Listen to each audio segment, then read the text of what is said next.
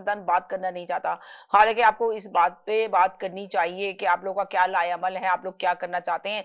नहीं, अब आप अंदाजा लगाएं कि फाइज काइज ईसा जो है यूके गए तो वहां पे उनके साथ बहुत हम कंडम करते हैं इस चीज को कि बहुत बुरा हुआ उनके साथ। एक चीफ जस्टिस रहे पाकिस्तान के, आप ऐसे खुशी नहीं मनाएं कि उनके साथ जो यूके में जिस तरह की हरकत की गई, जिस तरह से उनका इस्तकबाल किया गया, जिस तरह से उनके ऊपर पत्थर बरसाए गए, जिस तरह उनको उनकी गाड़ी को टॉर्चर उनको दिया गया, तो ये सही नहीं हुआ, ये नहीं होना चाहिए। ये कब तक बहुत सारे लोगों के साथ इस तरह होता है, जिस तरह सुनने में आता है नवाज शरीफ के साथ का इस्तकबाल ऐसे किया गया। भाई 3 दफा के वजीर आजम थे, इस तरह की चीजें नहीं होनी चाहिए, रोकना चाहिए। आखिर क्या वजह है, क्या रीजन है कि बाहर जाने के बाद उनको इस तरह उनका इस्तकबाल किया जाता है। बड़े अफसोस के साथ कहना पड़ता है। तो बदनाम किस पे होता है? पाकिस्तान होता है ना, आपका मुल्क कहलाता है पाकिस्तान। तो आपको ये खुश होकर नहीं कहना चाहिए कि फला के साथ ये ऐसा हुआ, बल्कि ये सोचना चाहिए कि क्यों होता है, क्या वजह है, वो रीजन क्या है, उसको खत्म करने की कोशिश करें ना, कि ताकि किसी के साथ भी ऐसा ना हो। एक अच्छी पोस्ट पे रहता है इंसान, एक नाम बनाता है और नाम बनाने के बाद फिर जब जाता है तो ना बुरी तरह गिराते हैं लोग, कि बहुत अफसोस के साथ कहना पड़ता है कि इस तरह नहीं होना चाहिए। अब आप लोग बताइएगा, ये खैर टॉपिक नहीं है, इस पे बात करूंगी। और अब यहाँ के भी एक मेरे पास बहुत सारे लोगों की ईमेल आई और फोन भी आया कुछ लोगों का कि यहाँ के हालात पे समीना आप क्यों नहीं बात करती हैं, आपका इतना पॉपुलर शो है, लोग हर घर में टीवी खुला होता है, लोग इस शो को देख रहे होते हैं, वॉच कर रहे होते हैं, तो आपको ये आवाज उठानी चाहिए कि यहाँ के हालात दिन पर दिन खराब होते जा रहे हैं। लोगों ने यहाँ पे भत्ता लेना शुरू कर दिया है, लोगों ने यहाँ पे पर्चियां डालनी शुरू कर दी हैं। बहुत सारे घरों में लोग पर्चियां डाल के जाते हैं कि हमें इतना लाख रुपए चाहिए, अगर नहीं देंगे तो हम आपके पूरे खानदान को खत्म कर देंगे। ये सारी चीजें शुरू हो गई हैं। तो आखिर ये कौन है, इसके पीछे किसका हाथ है, कौन गुरु काम कर रहा है, इसको क्यों नहीं पकड़ा जा रहा?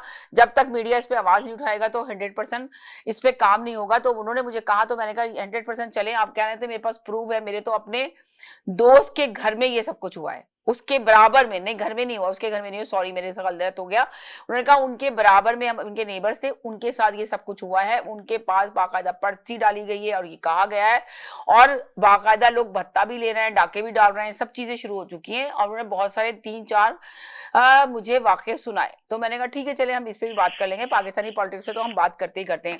और आपने एक तरफ देखा कि बुशरा बीबी जो अभी रिहा की गई है, उसकी अफवाहें बहुत तेजी से उड़ रही हैं कि बुशरा बीबी को जो है ना डील हुई है उनके साथ, और डील के तहत वो बाहर आई हैं, वरना ऐसे नहीं आ सकती। और उनके लीडरों को बड़ा इत्मीनान है कि इमरान खान बहुत जल्द बाहर आने वाले हैं। तो आखिर इसमें कितनी हकीकत है, कितनी सच्चाई है, उनको बड़ा आसान नजर आ रहा है कि उनके लीडर बहुत जल्द बाहर आने वाले हैं। तो इस पे भी हम बात करना चाहते हैं। आप लोग जरूर आइए, अपना मैसेज बताइए कि आपको क्या लगता है कि बुशरा बीबी के साथ डील हुई है। चलें जी, जैदी भाई से लेते हैं। जी हेलो, अस्सलाम वालेकुम जैदी भाई, क्या हाल चाल है आपके, कैसे हैं आप? वालेकुम सलाम समीना, और आपके देखने और सुनने वालों को मेरा सलाम।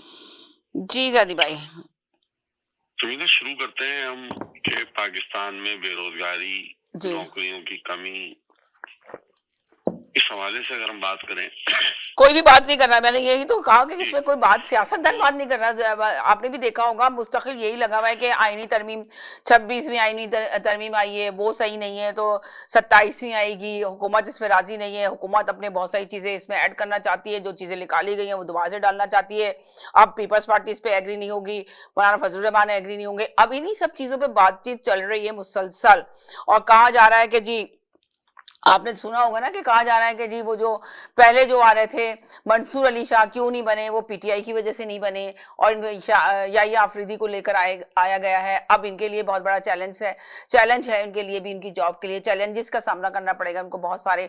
तो ये देखिए, इस तरह की गुफ्तगू हो रही है, ये नहीं हो रही कि बेरोजगारी बढ़ रही है, महंगाई है, कुछ नहीं। इस पे कोई भी आके सियासतदान बात करना चाहता ही नहीं है, सिर्फ ये चाहता है कि पीटीआई के लीडरों को किस तरह। अब आप देखें, ये बड़ी बात है कि 500